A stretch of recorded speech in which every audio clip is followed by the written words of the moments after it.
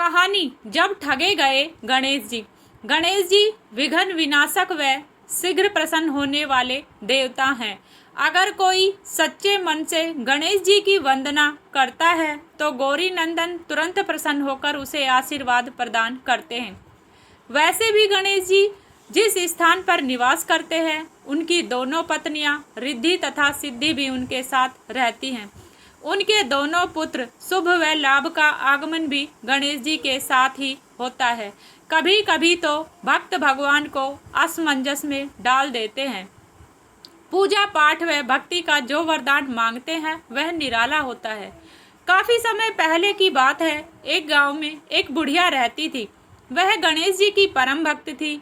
आंखों से भले ही दिखाई नहीं देता था, परंतु वह सुबह शाम गणेश जी की बंदगी में मगन रहती। नित्य गणेश जी की प्रतिमा के आगे बैठकर उनकी स्तुति करती, भजन गाती, वह समाधि में लीन रहती।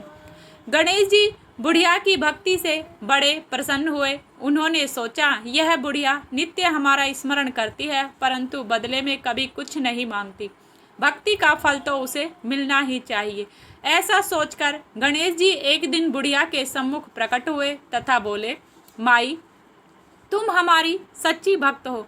जिस श्रद्धा व विश्वास से हमारा स्मरण करती हो, हम उससे प्रसन्न है। अतः तुम जो वरदान चाहो मांग सकती हो। बुढ़िया बोली, प्रभु, मैं तो आपकी भक्ति प्रेम भाव से करती हूँ। मांगने का तो मैंने कभी सोचा ही नहीं, अतः मुझे कुछ नहीं चाहिए। गणेश जी पुनः बोले, हम वरदान देने के लिए आए हैं। बुढ़िया बोली, हे सर्वेश्वर, मुझे मांगना तो नहीं आता है। अगर आप कहें तो मैं कल मांग लूं, तब तक मैं अपने बेटे बहू से सलाह मशवरा कर लूंगी। गणेश जी कल आने का वादा करके वापस लौट गए। बुढ़िया का एक पुत्र व बहू थे। बुढ़िया ने सारी बातें उन्हें बतलाकर सलाह मांगी। बेटा बोला, माँ, तुम गणेश जी से ढेर सारा पैसा मांग लो, हमारी गरीबी दूर हो जाएगी और सब सुख चैन से रहेंगे। बुढ़िया की बहू बोली, नहीं, आप एक सुंदर पोते का वरदान मांगे। वंश को आगे बढ़ाने वाला भी तो चाहिए। बुढ़िया बेटे और बहू की बातें सुनकर असमंजस में पड़ गई। उसने सोचा, यह दोनों तो अपने अपने मतलब की बातें कर रहे हैं। बुढ़िया ने पड़ोसियों से सलाह लेने का मन बनाया। पड़ोसी भी नेक दिल थी। उसने बुढ़िया को समझाया कि तुम्हारी सारी जिंदगी दुखों में कट गई है। अब जो थोड़ा जीवन बचा है वह तो सुख से व्यतीत हो जाए।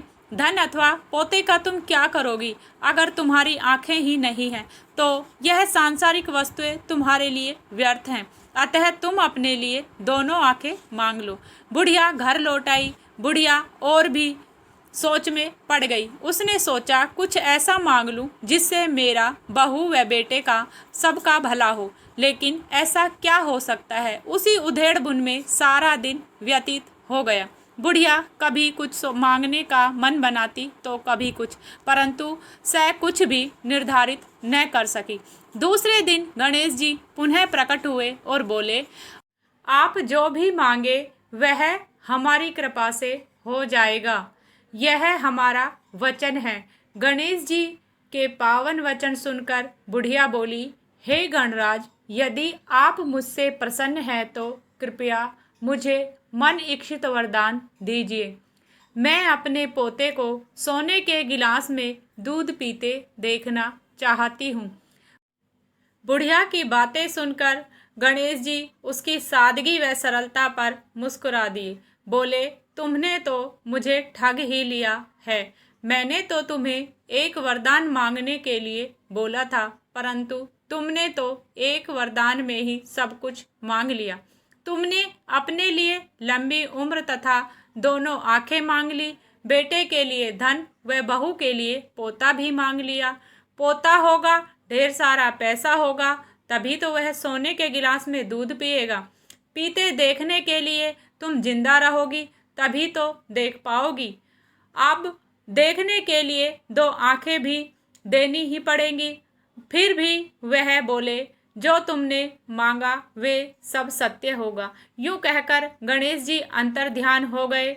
सब कुछ पाकर गणेश जी की कृपा से बुढ़िया के घर पोता हुआ। बेटे का कारोबार चल निकला तथा बुढ़िया की आंखों की रोशनी वापस लौट आई। बुढ़िया अपने परिवार सहित सुखपूर्वक जीवन व्यतीत करने लगी।